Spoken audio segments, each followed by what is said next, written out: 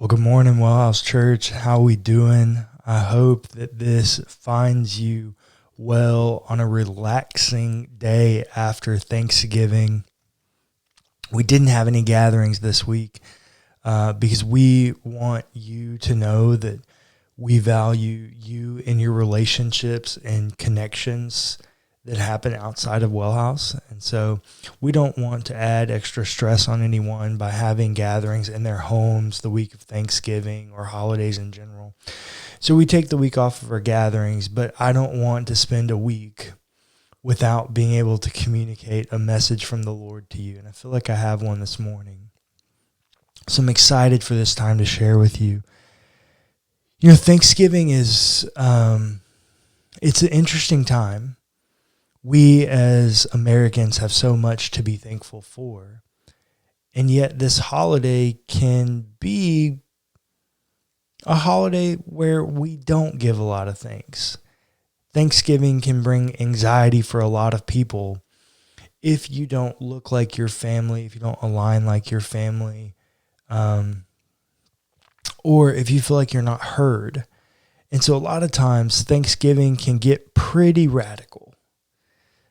We can try to conform ourselves to being something that we're not for our family, or we can be ourselves and be shunned by our family, or we can be around our family and have to guard our tongue in being radical and not showing all of ourselves because we're having to do some very radical things in order to keep the peace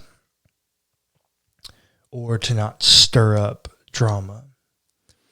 And as I was thinking about that, I'm sure that's expounded on this year because of COVID. For Thanksgiving, I spent the day with, outside of my immediate family, like my immediate family household, 2 other people. Like we just, in the state of COVID, we can't have all this time together. And so it was a pretty radical experience of Thanksgiving. But in light of it being a radical experience, it was an amazing experience. I spent Thanksgiving with my 2 siblings and had a Thanksgiving like never before, which yielded results like never before. When we do radical things, we get radical results. And that's no different for our story this morning.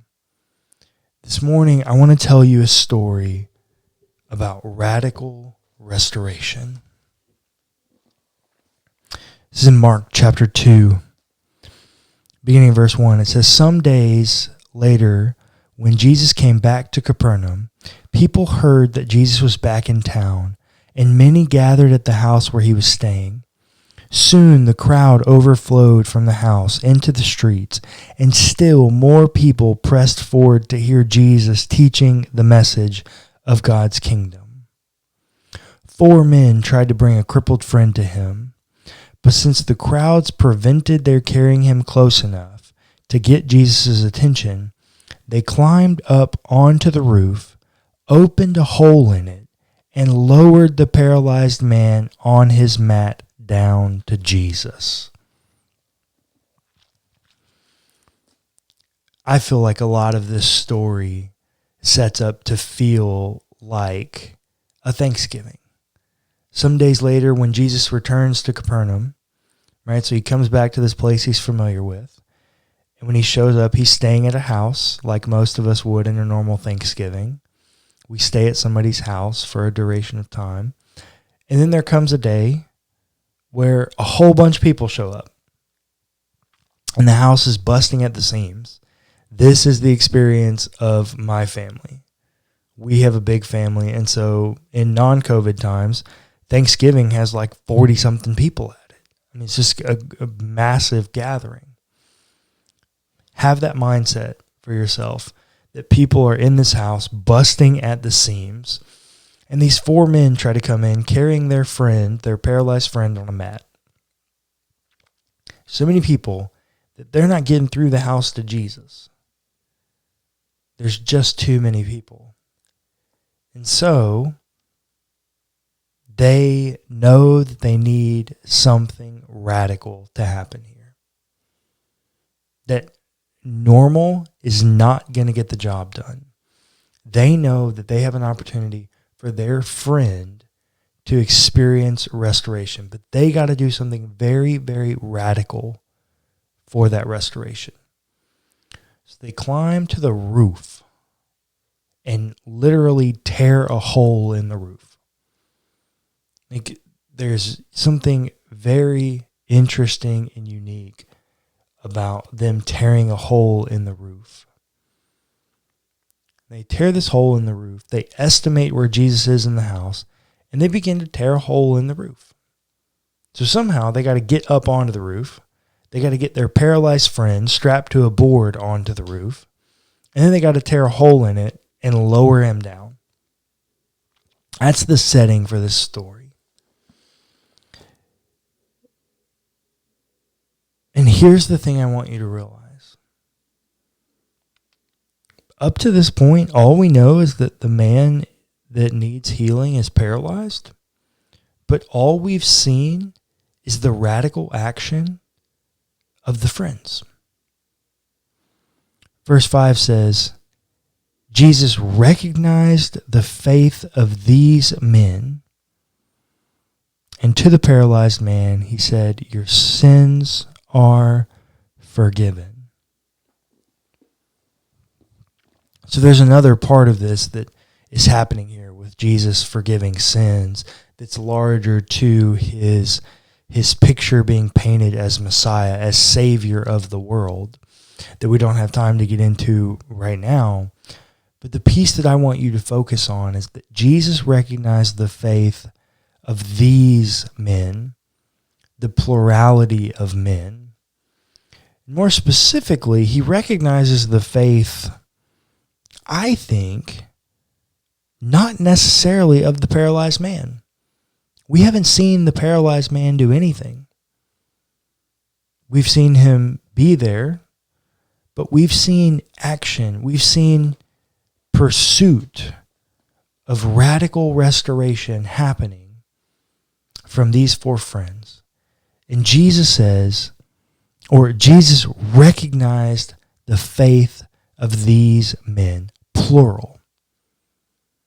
There's something about your radical pursuit of or activity on behalf of restoration, and it's not limited to your own restoration. Jesus recognizes the faith of these men, the faith that they're having on behalf of another person. Jesus recognizes the faith that these men are pursuing radical restoration for someone else. You know how we've always said you can't live off your grandparents' faith, you can't live off your parents' faith? Apparently you can. Apparently someone else could have enough faith for you to receive restoration. There's elements of your life where you need to experience restoration, that God is fully capable of doing those radical acts of restoration because of the faith of someone else. Because look,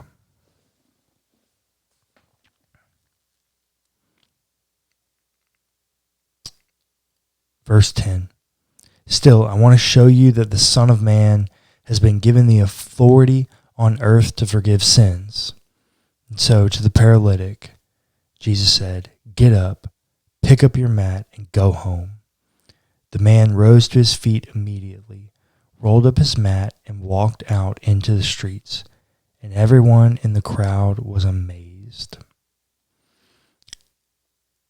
All they could do was shake their heads, thank God for this miracle, and say to each other, we've never seen anything like that.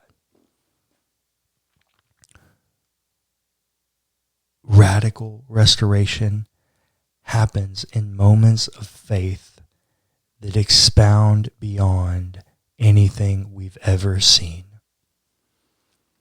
As we come into the Advent season, as we wrap up Thanksgiving, I'm thankful for radical restoration. I'm thankful that God is not limited by my lack of faith, and yet I can be the beneficiary of someone else's faith. I know that I'm a product of that. I know that I am who I am today because there were men and women before me that were having faith for me when I didn't have any for myself. Your faith matters. As you are pursuing radical restoration for someone else, your faith matters. And so today, as we begin to look, as we wrap up Thanksgiving, I'm thankful for radical restoration. I hope that you are thankful for radical restoration. But as we look toward Advent, Advent is the coming of the Messiah, the one who brings about radical restoration. We're looking forward to his final coming. And so today I want to ask you, are you having radical restoration? Are you having the faith of radical restoration for someone else? Are you pursuing acts of radical restoration out of your faith for someone else? And if not, why not? Why are you lacking in faith of pursuing restoration with someone else?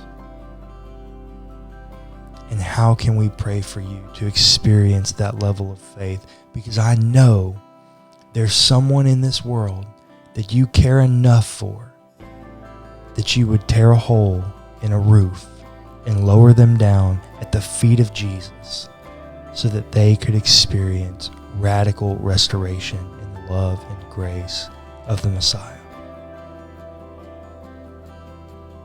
So what's it going to be? Are you going to pursue radical restoration? Are you going to be fine with the redemption that you have? Do you want other people to experience this restoration? Or are you going to hold it for yourself? Is radical restoration something that you want to give to someone else? Because you can, because of faith.